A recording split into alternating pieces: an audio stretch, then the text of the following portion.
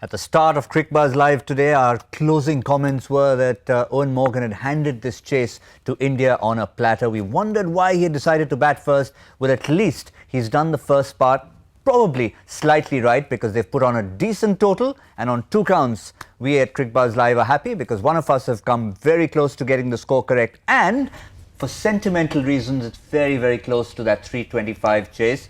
Gautam Bhimani, you were very close to it, not just in terms of a prediction, but you also said that this is what will make it a contest. Absolutely. I think anything above 300, 320 is a decent score. Obviously, India needs to play well to get there. And I still feel that this is probably has a little bit more for the bowlers as compared to what it was in the last game. I thought the last game the wicket was very, very flat. I think if they hit the right areas and with that kind of pace, especially with Plunkett and Mark Wood, they might end up getting something out of the wicket. Halfway through the innings, there was a feeling, Joy, where at least if you listen to the commentators on field, they were saying, well, this is a 330 par wicket, but for India chasing, it should be at least 20 runs more. They've fallen short at least of that. Definitely they've fallen short, but look at it. I mean, they also got something which maybe India will not have, which is they have David Willey coming in at number 8 and scoring a 50 of 31 balls. And remember that batting order of there of England, you know, you talk about depth. Now, depth in batting orders you don't see used very often because that's the whole point that, you know, your top order is supposed to finish it. But when the push came to shove, today a batsman came in at number 8 and got that quick 50. It took a lot of pressure off Joe Root. And I think they would have been at least 15-20 runs shorter had Willey not played that knock. That's a crucial knock for them because it's probably taken it into a much more competitive stage than it would have been had he got out early fast. And they ticked all the boxes. We also mentioned on Cricbuzz Live that Morgan needed to score. He did. Root needed to bat through the innings. He pretty much did. And Willey, even though he didn't get promoted up the order, contributed what you exactly said he can. Absolutely. I think if you want to get anything above 300, one guy has to get 100 and a couple of other guys needs to chip in, and that is what they did today. They had Morgan scoring a 50, Willey scoring a 50, then they had contributions from the top as well, Jason Roy and Johnny Bairstow. I thought it's still a decent total. I think it's not a total where they would be very, very happy with, but this is a total where if they end up getting 1 or 2 early wickets, they will be very much in the game. We also talked about the spinners, Kuldeep and Yuzvendra Chahal, between them 111 runs for 4 wickets. Not quite the impact that they had in Trent Bridge. Just have a look at the bowling figures. Raina also chipped in with a couple of overs. So that's 129 in 22 overs from the spinners if you include Raina's efforts.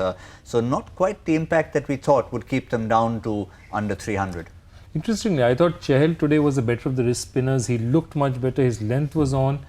And he seemed to be, you know, controlled, and it was very good that he got a wicket in the end because he was fairly luckless in the beginning. Whereas, you know, Kuldeep didn't look in the same sort of shape. Maybe, you know, the earlier attack, Morgan attacked him early. He didn't look as if he was hitting the same kind of lengths. He still got his 3 wickets, but none of those wickets, I mean, you have to say that most of them are fairly fortuitous in the sense that he was lucky. Bairstow definitely was lucky with. Royce should have gone for 6. So it's one of those days, but you know, he still got his wickets, but that's what they say about leg spinners. I mean, one of the things they used to tell us is how often Lakshman and Shivaram Krishnan used to get wickets of full tosses, and today, you know, Kuldeep got one on a full toss as well, because they have that tendency, they'll go for runs, but they'll get you wickets. But again, if you had to look at it, I know we talked about the possibilities and we don't think England are going to do that, promoting Moeen or promoting Willey. Will they have a look at this 50 of his and say that maybe this is a good sign? Can we start using him, or are they just very rigid? I hope they do. If probably if they want to get something, maybe 20-25 runs more, they might end up doing that. But as I just mentioned before the show, that they are pretty much rigid. They don't want to play around with their batting order, especially with someone like Root and Morgan, because Morgan bats at 4 and Root bats at 3. But then when you have so much of depth, you can actually look to be a little bit more. You can improvise a little bit more with your batting order, but I don't think so they would ever do that. And I think that's the way they've gone so far in the business in last 1.5 years. So I don't think so they would ever want to do it in future as well. But Joe Root, of course, was the man. It's the obvious rooting in and digging in. Yeah. We can expect lots and lots of tweets like that, but that's exactly what he did, and that's exactly what he was expected to. Didn't do enough of it. Batted through the innings, 113 not out of 116 balls. Perhaps, you know, if he had the opportunity, if there had been no David Willey at the other end, he might have improved that strike rate a little bit, but he did exactly what he was asked for. Also, yeah, he did exactly what he was asked to do. I did think, I mean, again, I could be wrong, I did think he slowed down a bit towards his 100. Somehow that 100 was a bit of a psychological mark. Fortunately for England, they had somebody like David Willey in the other end who picked up the pressure and just started scoring those easy runs. So he could take it a bit early, but if you see, easy in the end, but if you see, in the last 3-4 overs, still he got his 100. He was fairly tentative in those last 3-4 overs. This 45th, 46th, 47th, he wasn't exactly in the free scoring form he was before that. Yeah, even in by the 40th over, they were not looking to get to this total. They got 94 in 10, they got 58 in the last 5. So it really is that acceleration, that cameo that's taken them there. Look, I think Joe Root doesn't have that strength, doesn't have that game to clear the fence at will as well. So you got to give it to him as well. He's not someone like Joe Butler or Ben Stokes that he's got that strength to clear boundaries at will. But he's someone who they want him to bat long, bat deep, so that the rest of the guys can bat around him, and that is exactly what his role is, and that is what he did today as well, irrespective of whether he got 100, 100, whatever 100 he got. I think the important thing is that that's not his game, and they've accepted that. You've got so much firepower in your batting order. You need someone who can be technically sound and can bat long as well. So I think Joe Root will always bat this way, and his strike rate will always be around 97, 98. Maximum it can go up to 100, but he's not someone who's going to give you runs at a strike rate of 150, what Joe Butler or David Willey can do. Now, one thing I want to bring you in, the last 2 matches, the last 5 overs, England, even with wickets having been lost at Trent Bridge, they got 53 at Trent Bridge, 58 today in the last 5. Death bowling, we've talked about it pretty often. India missing Bumrah and Bhuvaneshwar Kumar here, could that have made a difference? I mean, at the end they might still end up winning this game, but still, will they look at it?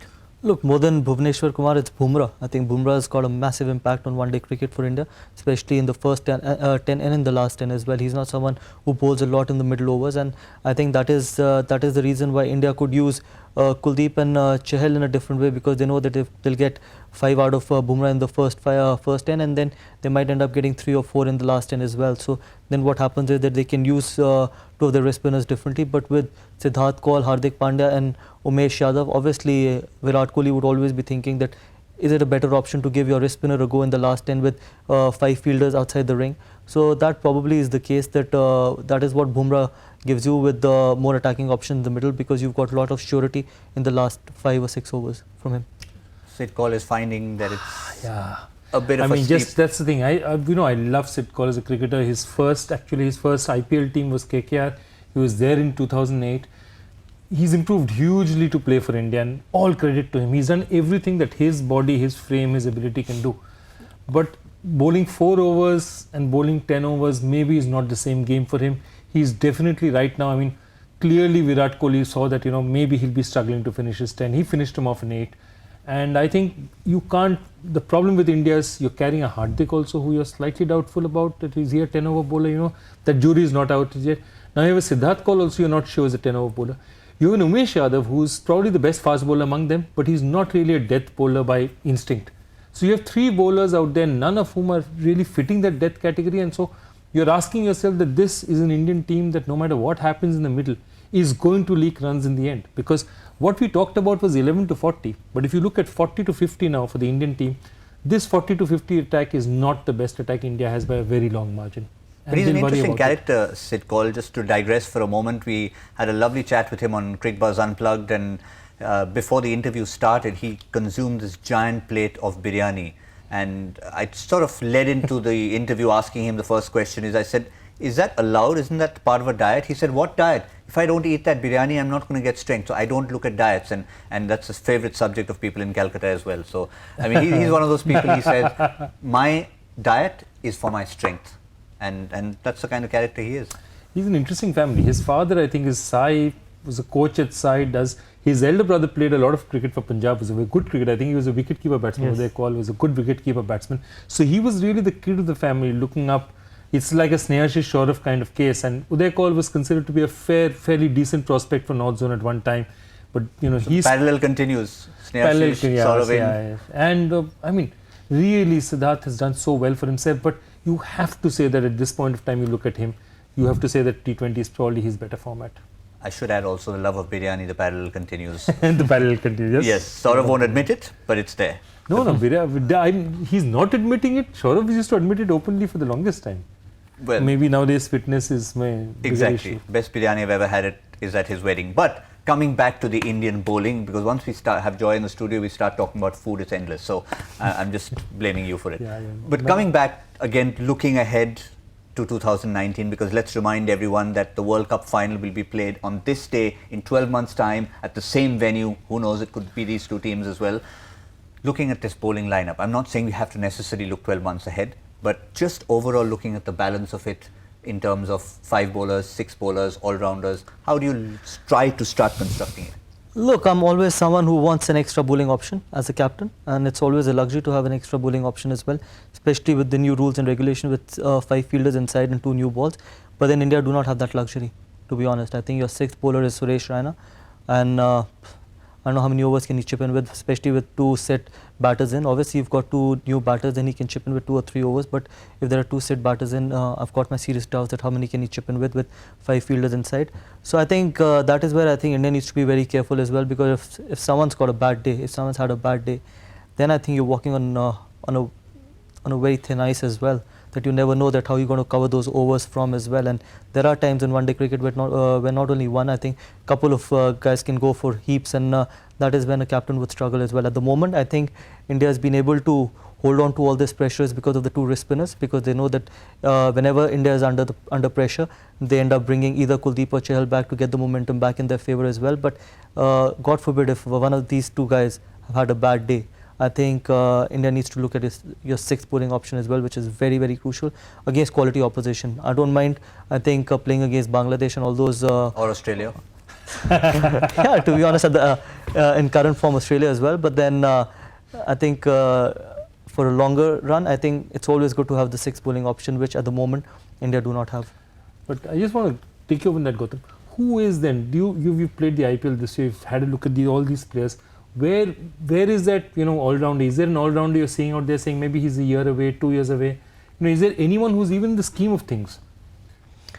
Look, probably I think probably back Ashwin to play, and Hardik bats at 6. Give him that responsibility, and Ashwin bats at 7, or Ashwin bats at 4 as well, and then KL Rahul bats at 5, and Dhoni at 6, and maybe Hardik at 7 as well. You've got 3 quality spinners for that matter. I think you've got Ashwin, you've got Kuldeep, and you've got Chahal as well, or maybe one of the 2, Ashwin or Jadeja, and give them that responsibility to bat at 4, and maybe KL can come at 5, and then Virat can bat at 3 as well, because anyways, someone batting at number 4 will always be an accumulator as well. He's not someone who's going to give you 60 ball or 70 ball 100 as well. Even if he ends up chipping with 30, 40 odd runs or 50 runs, run a ball, then you've got that firepower with Hardik, KL and MS Dhoni to come as finishers as well. But plus it gives you the 6th bowling option as well, and you've got proper quality, I think, proper quality attack.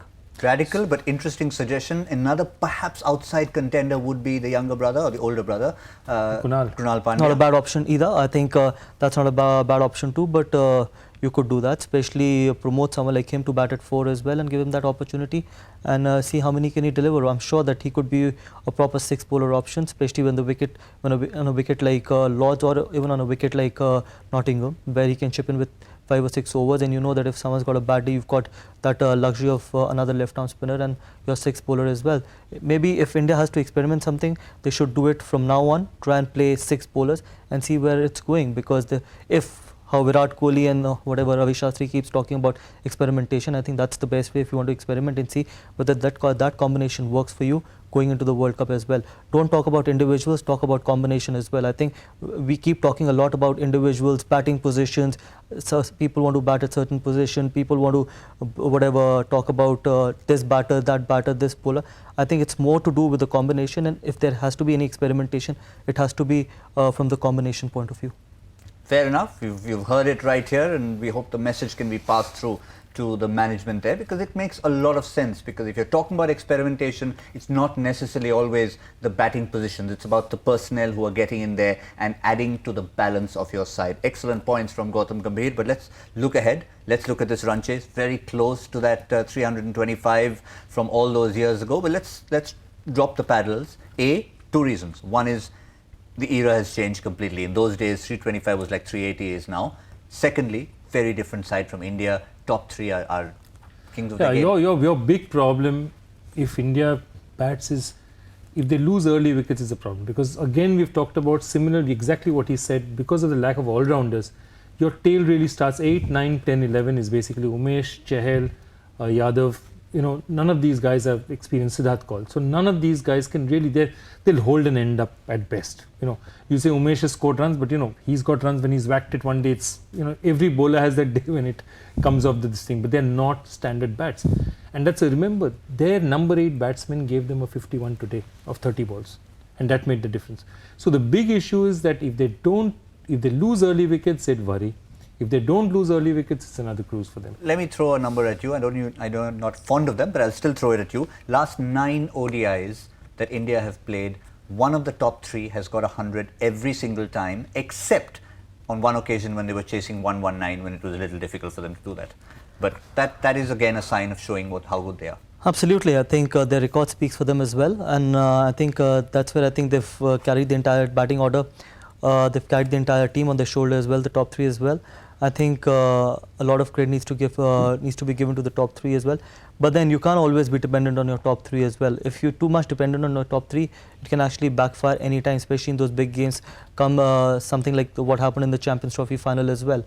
That the moment your top 3 got out early, there was no way coming back into the game as well. We don't have the luxury of what maybe someone like England has, that they bat deep, they've got quality all-rounders till the end as well, and they're not too much dependent on their top 3 as well. They still have the firepower to get those 300s as well. But India, to be honest, to get 300, they need to get the top 3 firing. If that doesn't happen, I don't see too much of depth in their batting.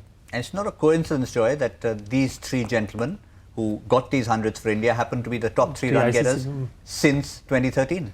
No, absolutely, and they're fantastic batsmen. All of them are class acts. The interesting thing about the Indian team now is that you have so many of these. This is typically like the early 2000s in India, where 5, 6, 7, 8, 9 players are choosing their place. You can't, you've just got to pick them. But what happens therefore is experimentation is much low, because how can you drop players like this and sort of make up your order?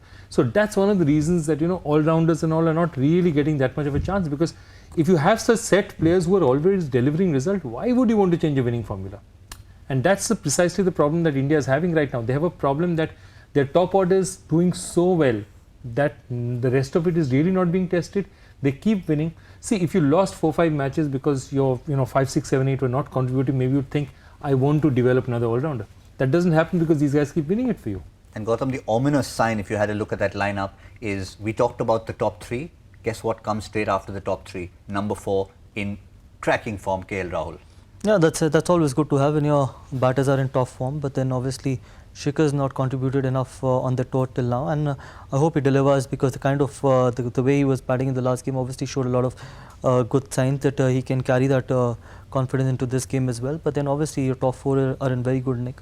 So I'm sure that that is the reason why they've backed the top 4 to do the job for them, and more of a reason they can experiment with having a 6th bowler as well, because if your bulk of the scoring is done by the top 3 or top 4, you would rather experiment from the combination point of view and try and squeeze in another all-rounder, someone like a Krunal Pandya, what you've mentioned, or maybe, and see where it goes as well. And he can bat at number 5, MS Dhoni can bat at 6, and Hardik can bat at 7. I think that is enough batting, to be honest. And but then if you want to chase something like 320, your top 3 or top 4 has to do the job for you. 4, 5, 6 and 7 can only contribute, will not win your game. But if you have to do that, the one who goes out obviously is There's only Suresh one Raina. discussing. But for the moment, he's in the team, he's in the 11. There's 326 runs, 323 runs to be exact, to be made.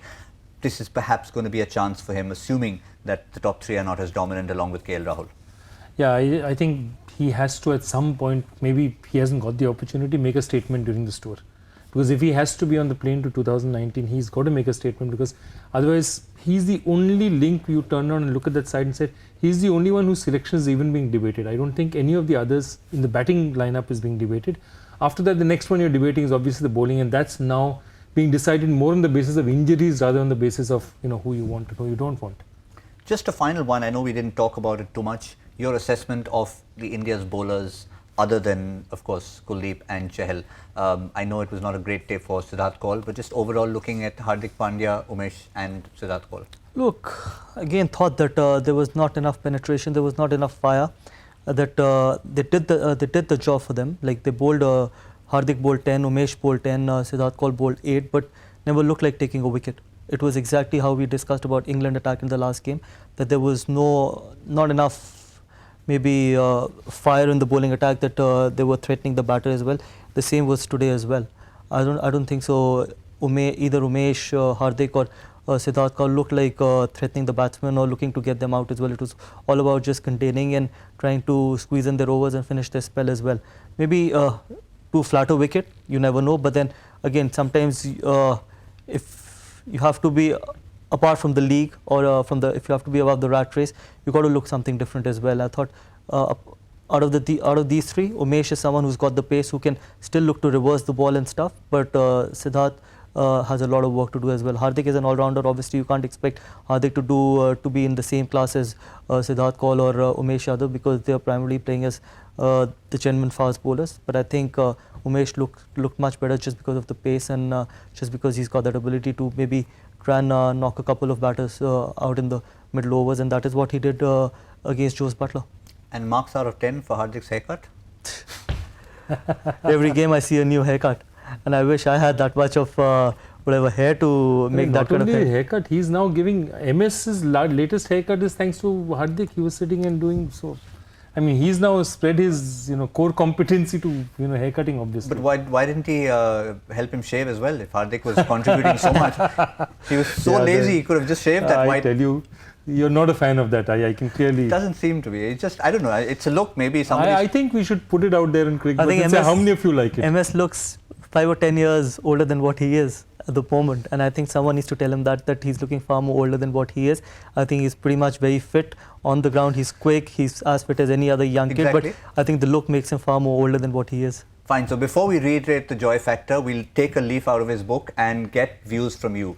Along with answering questions for the joy factor, hashtag Cricbuzz Live. Let us know how many of you think the white beard suits MS Dhoni. Somebody obviously has told him it looks good. We're not going to suggest who it could possibly be. Maybe the little one. Whoever it is not a friend. No, whoever it is not a friend of MS. Or is he trying to copy Jose Mourinho? Yeah. But Mourinho has now he's gone past that stubble stage. It's not too thick to be a stubble even. Right. Okay, fine. Let's just talk about the joy factor once again. Oh, of course, before we do that, another record beckons for India. If, of course, India go on to win today and they clinch the series, it will be the 10th consecutive bilateral ODI series win, second only to the great West Indian side of the 1980s. Yeah, they've had a fantastic record, and great thing is at least 4 of them have been abroad, though you would have to say the most testing of those 4 would have been the South Africa one, and maybe Sri Lanka at home is still a reasonable proposition. But other than that, but just winning series, consistency is a big thing. From 2016 to 18, not losing a bilateral is a very, very big achievement. And I think they're on the cusp of it. This is the best they would have faced in this. This is their toughest thing. If they win this one, there's West Indies at home next, they're going to knock that. And the only major bilateral tournament, non-bilateral tournament that came in between this was the Champions Trophy, where they of course lost the final. But again, you have to give credit, because in Test cricket you can somehow say you won a few home series, conditions helped, spinning wickets, etc., etc. But in one-day cricket, it doesn't necessarily mean the conditions are always helping you even at home. So it's credit to India. Absolutely, and I think if you see worldwide, the conditions are pretty much similar. Whether you go to Australia, you go to England, you go to South Africa, or you play in India as well, especially in one-day cricket, it's pretty much the same all across the world and I think all across the globe. And I think it's the same for the opposition as well. So I think we need to give a lot of credit to India, because we keep talking about foreign teams coming to India in Test cricket and getting beaten in 2 or 3 days, especially on those ranked turners. But you can't talk about the same come one-day or T20 cricket, because I think conditions are pretty much batting friendly, and I think India has done a very good job. So a lot of credit needs to go to someone like Bumrah and Bhuvneshwar Kumar, because especially on subcontinent wickets, 2 fast bowlers doing the job, playing consistently, and doing it for India is an unbelievable achievement, because you expect Chahal and Kuldeep to do the job back home, but especially the contribution what Bumrah and Bhuvneshwar Kumar has made, I think a lot of people would not have noticed that, but I think we need to give a lot of credit to both of them. Certainly, and the last time India lost a bilateral series was against that team called Australia, in Australia, Jan 2016, when they looked very different. But let's not talk any more about that. Then I think Virat got a miraculous knock towards the end, was it? Yeah, I think it was. Oh, Manish Pandey scored in that series as well? Yes, Manish got runs as well. All right, so time to give us the joy factor question one more time. Easy one, and Gautam, it's quick enough for you to read. It's not normally my questions are like comprehension tests. This one is easy enough. Let's take a look. What connects the Melbourne Renegades of the Big Bash League and Manchester City? Simple as that. Answer that and you have a chance to win something. Yes, absolutely. We're not sure what it is. Zahir Khan, who's away setting up for that big Croatia versus France game in Moscow, he's promised to bring something back to give away to the winner from yesterday. We don't know what we're going to give away today, but we shall find out. Final thoughts, gentlemen. Is it going to be that record 10 in a row, or are there still a few doubts? Because England have won the toss, they've put runs on the board, and they obviously have a game plan here at Lord's. I think this is going to be a good game. This is not going to be a one-sided affair like it was in the last game. I think England's going to come hard because they know that it is now or never. Because if they lose here, they end up losing the series as well. And I'm sure that they would come out trying to get early wickets. If they get 1 or 2 early wickets, I think they'll be very much in the game. But it really depends on the top 3 again. So he's sitting on the fence for the moment. I think top 3, and I think if they get in with it, this is the best chance they have. This is the best chance. If they've put runs on the board, I'd say it's 60-40 England.